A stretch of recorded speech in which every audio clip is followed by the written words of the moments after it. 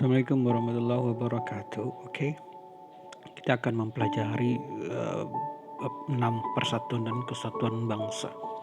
Ini merupakan bab terakhir dari semester 2. Kita akan mempelajari apa aja tentang makna persatuan dan kesatuan, kehidupan bernegara dalam konsep negara Kesatuan Republik Indonesia, lalu juga faktor pendorong dan penghambatnya. Dan keempat, perilaku yang menunjukkan sikap menjaga keutuhan negara kita. Oke, buat diri senyaman mungkin untuk mendengarkan materi ini. Bagaimana kita ketahui, Indonesia banyak budaya, banyak agama, banyak suku. Yang ini merupakan harus yang kita syukuri. Mensyukuri berarti menghargai dan menjaganya dari berbagai hal yang dapat mengancam. Otomatis kita harus menjaga itu semua. Makna persatuan dan kesatuan bangsa. Makna persatuan ini menurut Kamus Besar Indonesia adalah persatuan adalah gabungan, ikatan, kumpulan dan sebagainya sebagaimana dan beberapa bagian yang sudah bersatu atau perserikatan ataupun juga serikat. Lalu juga arti makna kesatuan. Kesatuan berarti perihal satu, keesahan, sifat tunggal, satuan. Jadi dengan kata lain adalah persatuan dan kesatuan bangsa Indonesia. Dapat diartikan bersatunya berbagai bangsa dengan yang memiliki perbedaan suku, bahasa maupun adat istiadat yang mendiami wilayah Indonesia menjadi satu kebulatan yang utuh dan serasi. Dan bagaimana jika persatuan dan kesatuan bangsa dalam sejarah? Bagaimana yang kita ketahui, para pelajar Indonesia dahulu kala menyadari bahwa Indonesia hanya dapat merdeka jika rakyatnya bersatu. Pada tanggal 20 Mei 1908 dibentuklah Budi Utomo. Oleh siapa? Dr. Stomo dan para mahasiswa Stopia, sekolah tinggi kedokteran yang ada di Jakarta. Organisasi menjadi pelopor bagi organisasi kebangsaan lainnya yang menumbuhkan semangat kebangsaan pada masa itu. Oleh karena itu, pada tanggal 20 Mei ditetapkan sebagai Hari Kebangkitan Nasional. Lalu juga pada tanggal 27 sampai 28 Oktober itu dilangsungkan Kongres Pemuda II di Jakarta. Kongres ini pun dihadiri oleh beberapa organisasi pemuda, salah satunya Jong Sumatran Bun, Pemuda Indonesia, Sekarukun, Jong Islam Minten, Jong Bataksbon, John Celebes, Pemuda Kaum Betawi, dan PBPI. Oke. Melalui Sumpah Pemuda ini, para pemuda Indonesia menyatakan ikrar untuk bersatu. Tidak lagi berjuang secara terpisah seperti di daerah masing-masing. Dengan kata lain, maknanya adalah menjadi awal dari tumbuhnya kesadaran untuk hidup berbangsa dan bernegara. Lalu menjadikan bahasa Indonesia sebagai bahasa pemersatu. Dan juga maknanya yang lain adalah menandai munculnya lambang-lambang pemersatu bangsa seperti bendera merah putih dan lagu Indonesia Raya. Yang keempat adalah menggalang dan memperkokoh persatuan dan kesatuan bangsa. Prinsip persatuan dan kesatuan bangsa. Terdapat beberapa prinsip untuk memperkokoh persatuan dan kesatuan bangsa, diantaranya.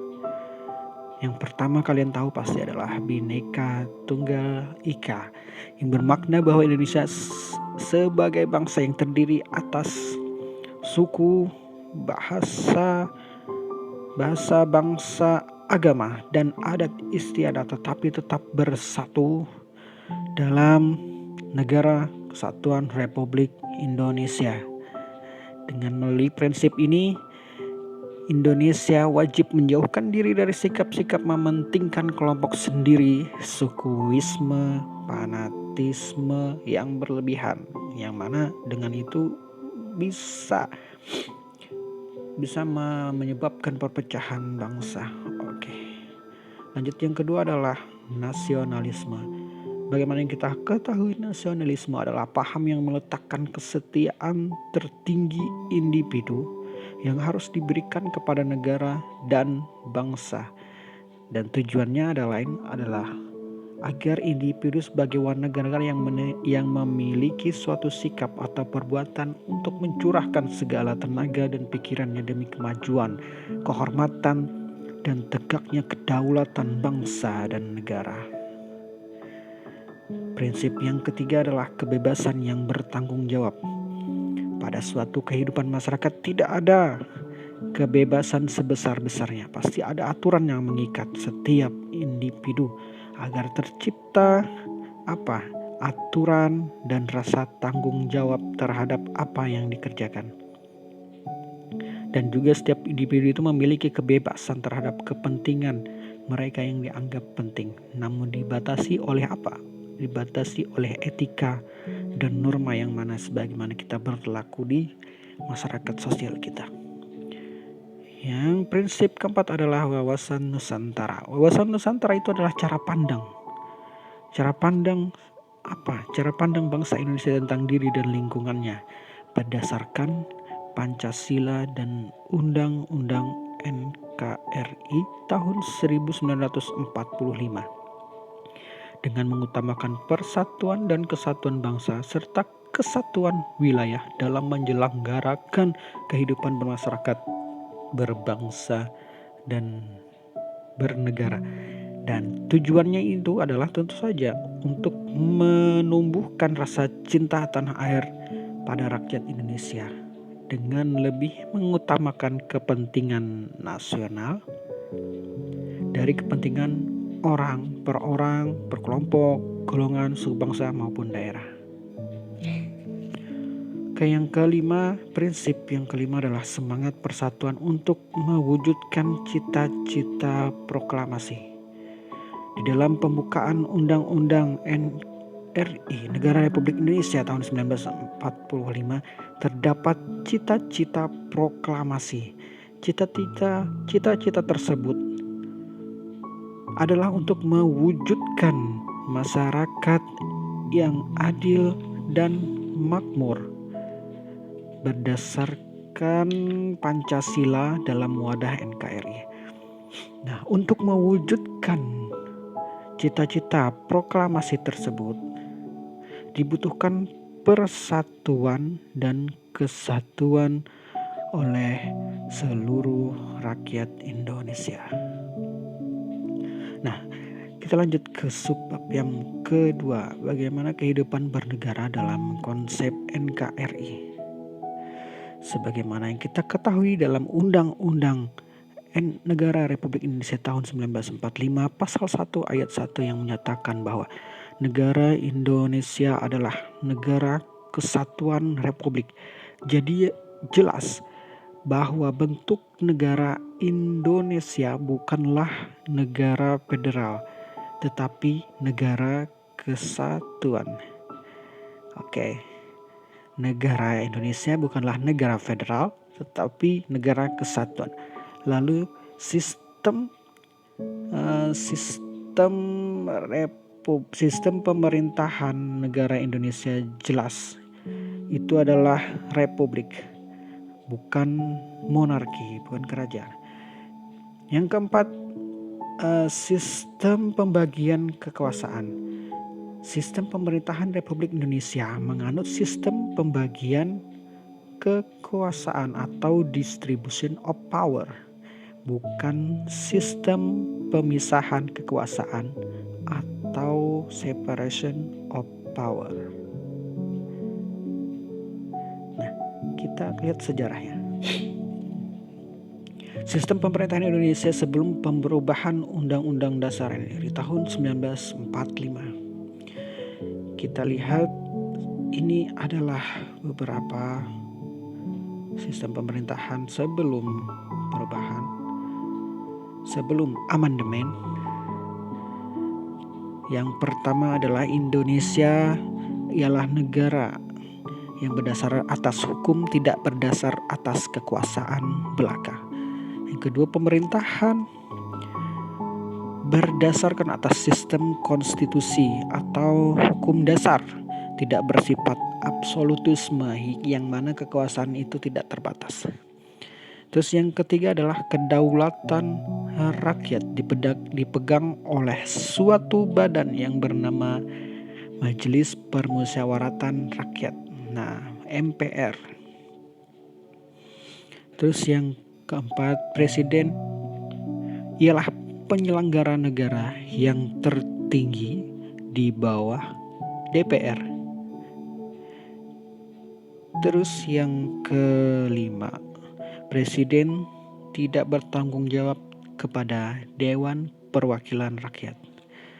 Yang keenam, presiden harus mendapat persetujuan DPR untuk membentuk undang-undang dan untuk menetapkan anggaran pendapatan dan belanja negara.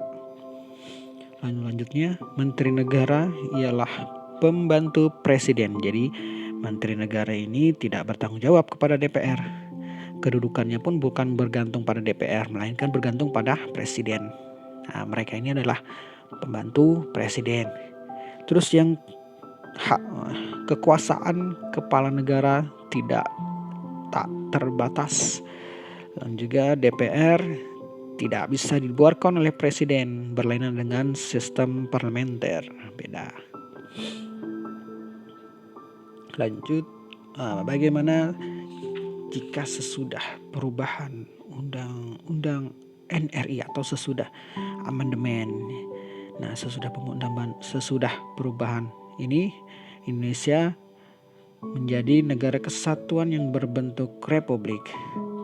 Terus MPR terdiri atas anggota DPR dan anggota DPD yang dipilih melalui pemilihan umum. Yang ketiga, Presiden Republik Indonesia memegang kekuasaan pemerintah dibantu oleh seorang wakil presiden dipilih dalam satu pasangan secara langsung oleh rakyat. Terus yang keempat, presiden dan atau wakil presiden dapat diberhentikan oleh MPR dalam masa jabatannya oleh MPR atas usul DPR. Terus yang presiden tidak dapat membekukan dan atau membubarkan Dewan Perwakilan Rakyat. Terus yang ke-F, presiden dibantu oleh menteri-menteri negara. Menteri-menteri itu diangkat dan diberhentikan oleh presiden. Yang masing-masing provinsi, kabupaten, kota itu mengurus sendiri urusan pemerintahan menurut asas otonomi dan tugas pembantuan. Lalu yang H, DPR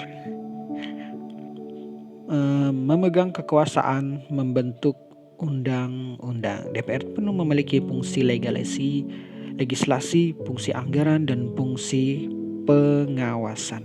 DPR itu. Dan juga yang terakhir, kekuasaan kehakiman atau yudikatif dilakukan oleh MA atau Mahkamah Agung dan badan peradilan yang berada di bawahnya. Oke. Setelah dilihat itu, banyak variasi sistem pemerintahannya setelah perubahan undang-undang tahun 1945. Yang pertama, presiden sewaktu-waktu dapat diberhentikan oleh MPR atas usul dari DPR.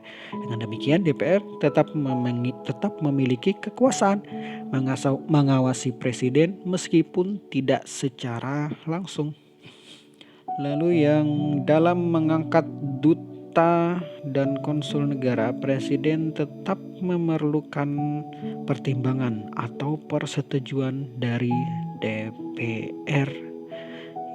Dan ini terdapat di amandemen pertama ya, Undang-Undang NRI tahun 1945. Terus yang ketiga, dalam mengeluarkan kebijakan tertentu, presiden perlu pertimbangan atau persetujuan dari DPR. Oke, lalu yang keempat, parlemen diberi kekuasaan yang lebih besar dalam hal membentuk undang-undang dan hak budget atau anggaran. Dan ini terdapat di amandemen pertama dan kedua ya. Nah, otomatis perubahan ini disusun agar dapat memperbaiki sistem presidensial yang lama. Oke, faktor pendorong dan penghambat. Faktor pendorong persatuan dan kesatuan bangsa Indonesia. Yang pertama adalah bangsa Indonesia memiliki Pancasila sebagai dasar negara. Nah, Pancasila merupakan pandangan hidup bangsa, pemersatu bangsa, kepribadian bangsa, dan perjanjian luhur bangsa. Otomatis penerapan nilai-nilai Pancasila dalam kehidupan sehari-hari menjadi salah satu faktor pendorong persatuan dan kesatuan bangsa.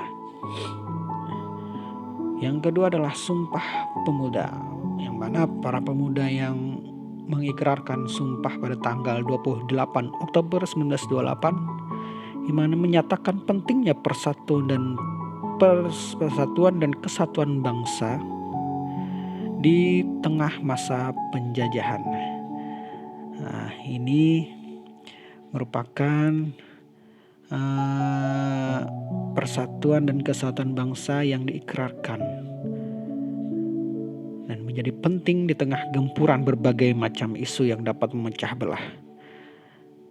Oke, yang ketiga adalah Bhinneka Tunggal Ika. Semboyan Bhinneka Tunggal Ika itu merupakan sangat penting bagi negara Indonesia, yang mana Indonesia ini kan punya banyak suku, bangsa, budaya, bahasa, agama.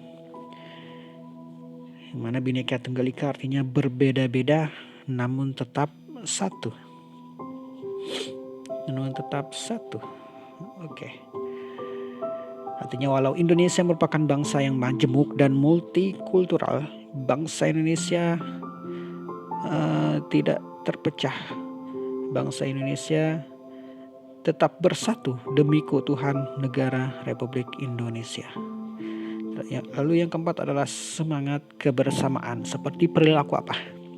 Seperti perilaku bergotong royong, solidaritas terhadap sesama anggota masyarakat, serta toleransi keagamaan. Oke, kita lanjut ke faktor-faktor penghambat persatuan dan kesatuannya. Satuan Republik Indonesia. Oke, yang pertama adalah keberagaman masyarakat Indonesia. Kenapa ini dijadikan faktor penghambat? Kita telah mengetahui bahwa Indonesia terdiri banyak suku, agama, adat istiadat, bahasa, dan keberagaman tersebut. Nah, itu yang dapat menghambat persatuan dan kesatuan bangsa. Misalnya apa, Bah? Misalnya apabila kita mencurigai orang yang berbeda dengan kita, tidak bertoleransi kepada kelompok lain, atau menganggap kelompok kita lebih baik dari kelompok lain. Oke. Lalu yang kedua adalah Indonesia memiliki wilayah dengan ribuan pulau. Bukankah ini hal yang bagus? Belum tentu. Terdapat pengaruh dari wilayah yang luas dengan banyak pulau, yang mana sejumlah daerah atau ya wilayah lainnya dikhawatirkan dapat memisahkan diri dari negara kesatuan Republik Indonesia, yang mana daerah tersebut daerah yang jauh dari pusat, daerah perbatasan yang mana memiliki kekayaan alam yang besar, sehingga dikhawatirkan akan memisahkan diri. Lalu yang ketiga adalah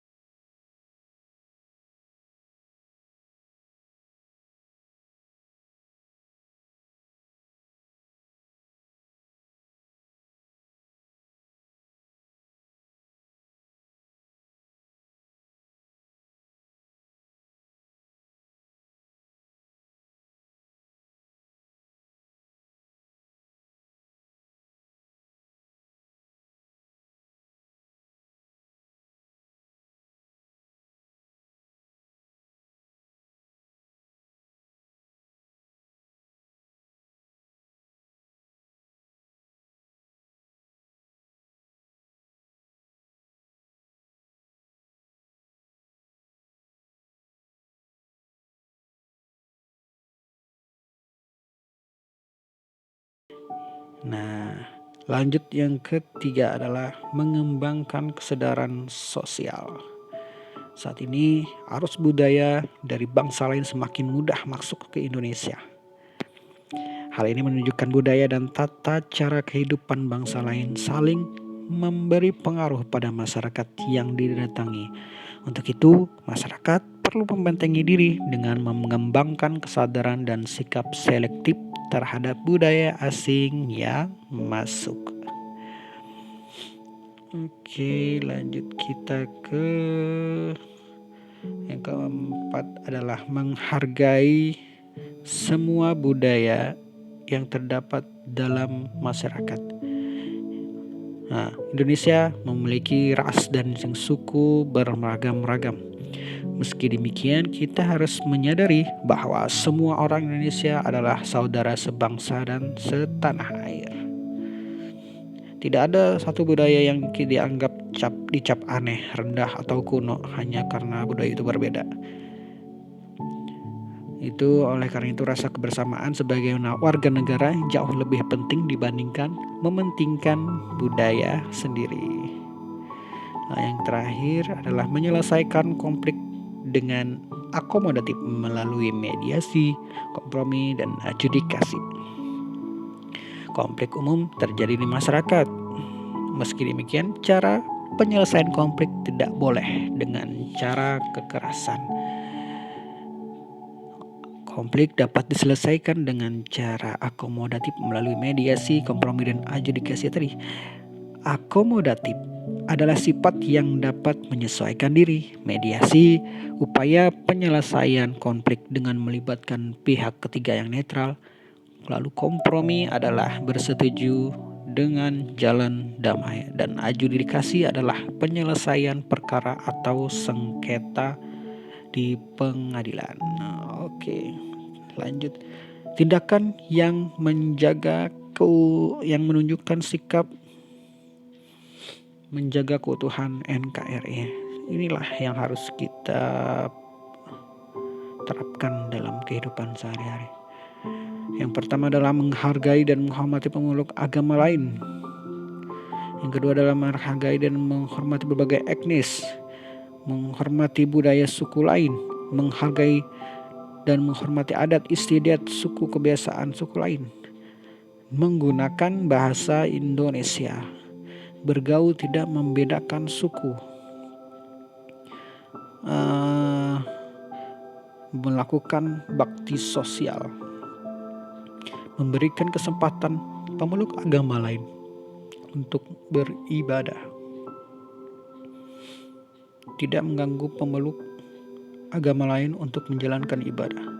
Menjalankan kegiatan kemasyarakatan bersama pemeluk agama lain seperti apa? Kerja bakti, HUT kemerdekaan Indonesia, bakti sosial.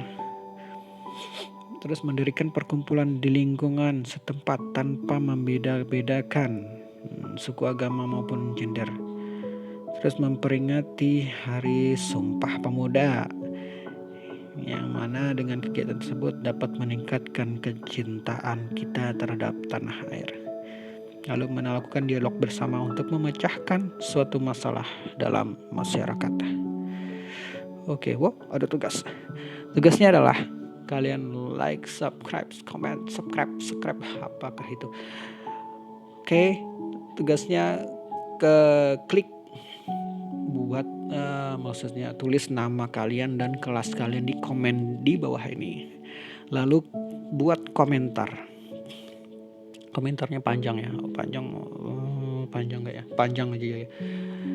Panjang dan berbeda-beda, tidak ada yang sama. Entah itu komentar dari yang kita bahas tadi atau menurut pendapatmu, atau bisa juga kalian buat pertanyaan dan nanti dijawab oleh teman kalian.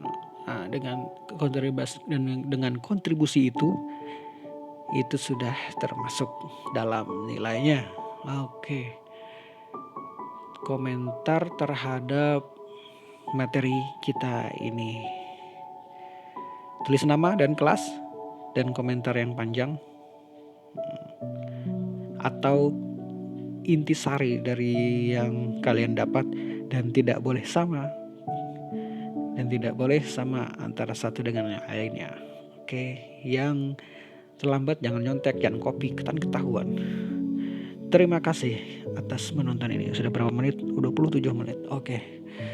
Mudahan kuota kalian cukup. Assalamualaikum warahmatullahi wabarakatuh.